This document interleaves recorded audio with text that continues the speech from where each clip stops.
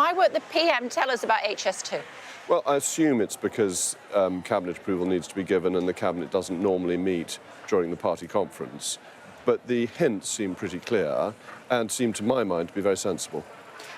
We'll come on to that, okay, yeah. But let's talk about the fact that it's a death by a thousand cuts, a phrase I've been using all morning, because it does appear that we all seem to know that it's not going to happen. Why doesn't he just tell us? I think it would be sensible to make the announcement that this is the intention.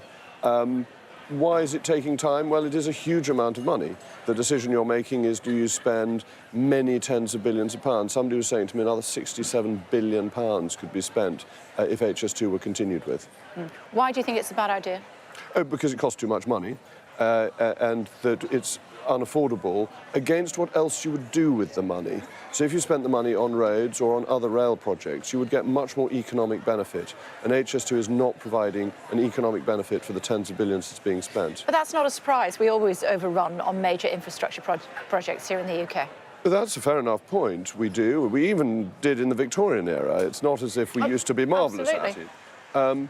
The argument is that if we were to overrun on a road project, actually, when the road project's completed, you have more economic benefit. Why is that? Because statistically, roads have been the greatest contributor to economic growth of any infrastructure project, much, much more so than railway. And I think we have a romantic obsession with railways that's seen us spend far too much on railways and not enough on roads. But don't we want to take people and also freight off the roads? No, because taking freight off the roads is pointless, because the country's too small. Every journey begins and ends with a lorry journey, and therefore we've only got the little bit in between. Freight on railways is not particularly efficient. And people like driving in their cars, and surely government is about providing people what they want. That's because it's not fast enough on the train. No, it's not. The extra speed. There was a brilliant article in The Spectator recently explaining why cutting from 30 to 20 was much worse for people than getting an extra 100 miles an hour on a train, because the total length of the journey is not long enough to make the cut worth having. What about people who can't afford cars? Well, that's why we should try and ensure that cars are as inexpensive as possible, and it's why Rishi Sunak's absolutely right to delay the electrification of cars. That's for another time. Let me ask you about single flat rate of income tax instead. Tell me how that's going to work. Well, the proposal was looking at what has happened in Estonia and the economic success that Estonia has had with a flat tax. And the calculation, based on the figures publicly available from the Treasury, so you'd have to check whether they were correct or not, was that if you cut a number of reliefs, you could afford to have a single tax rate of 20%, which you could actually have made for corporation tax, capital gains tax and income tax. That's very efficient. It raises money. It ensures more money is in people's pockets. You would keep the threshold at £12,500, so nobody would have to pay any more tax. And the economic success of Estonia and other places that have tried it shows that it could really help Is this generate trickle-down growth. economics again? It's not even trickle-down economics. It's about people keeping more of their own money and simplifying tax, because we currently have an immeasurably complex tax system where somebody who earns just over £50,000 can start facing a tax rate in the 80s% because of the combination of the withdrawal of benefits and the increased tax that they pay going up to the 40% rate. Highest tax burden in 70 years. Why should people vote Tory?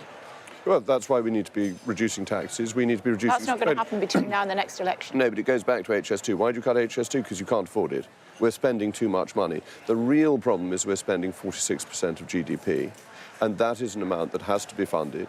And borrowing is only delayed taxation. Somebody has to pay for it eventually.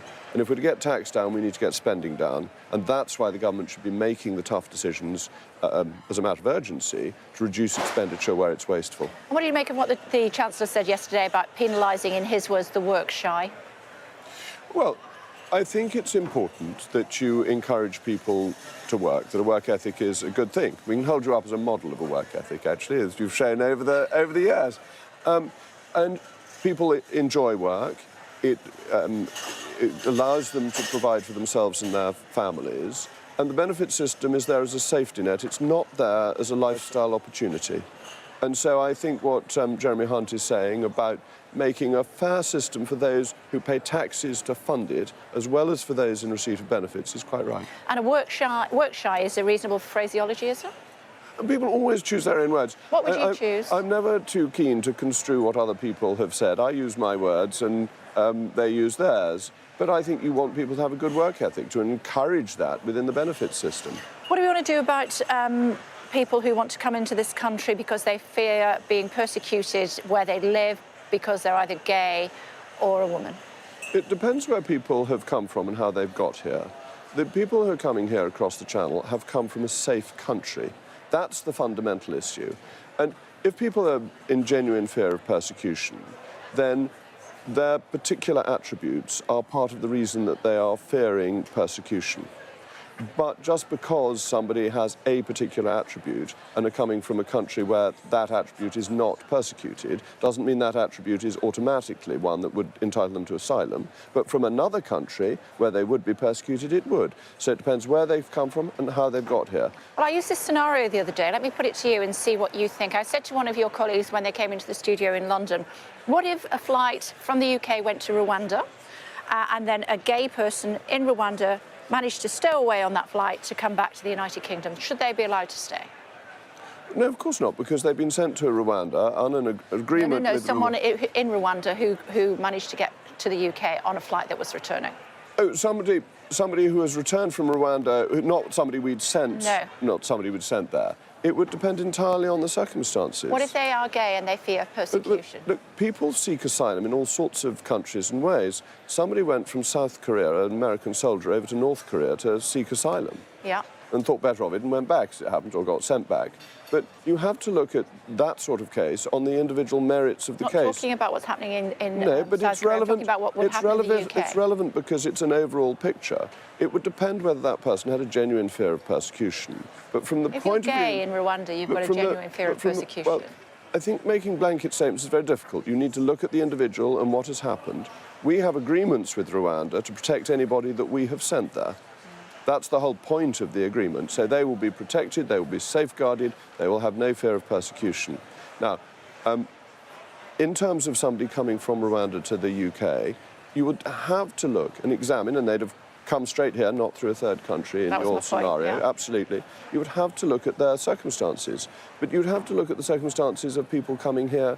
If somebody managed to come from the US, who was in threat of the death penalty, sure, we would not send them back without a guarantee that they wouldn't suffer from the death penalty. We're not allowed to, yeah. So even from safe and friendly countries, people can, under certain circumstances, we don't return people who face the death penalty. Yeah. We know that. That's right. But let me ask you finally, one of your colleagues sat here, a fellow MP, a little bit earlier on, saying that people pretend to be gay in order to seek refuge in the UK.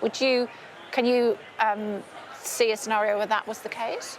Well, I think the broad point is one where people will certainly answer questions according to what maximises their chance of getting asylum. That's well known to be the case. Some people self-harm to get asylum, and the border officials try and find out whether the answer they're giving is true. It's one of the real difficulties that border officials have, is identifying the genuine cases against the cases that are not genuine. That is a hard job. Okay, so Jacob, we must leave it there. We're out of time. Always great a pleasure. to talk to you. Thank you.